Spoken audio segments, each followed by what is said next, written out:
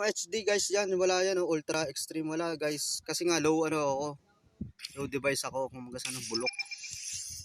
Hindi naman bulok na bulok. Saktuhan lang guys. Ba, ito.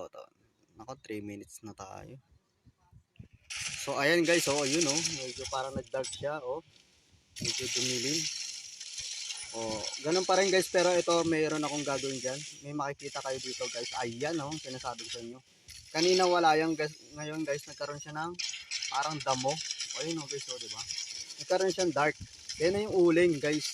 Pag pumunta kayo sa mga area, ayun ang ganyan mga area, meron na yung mga dark, parang dark spot or ayun uling na yan guys.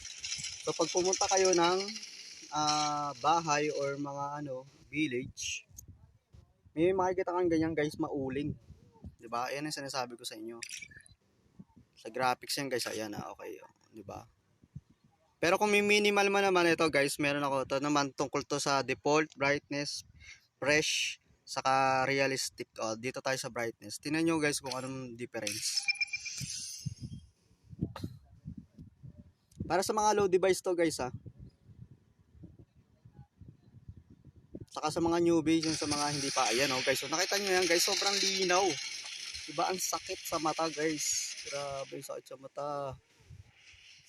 Diba guys? Ang sakit siya sa mata kasi sobrang brightness guys. Ayan ang pinagkaiba guys, ayan. Sakit sa mata yung guys. Mas lalo pagka na yung guys, nasa ka na. Sakit sa mata yun. So punta naman tayo dito sa fresh. Tingnan natin yung fresh guys.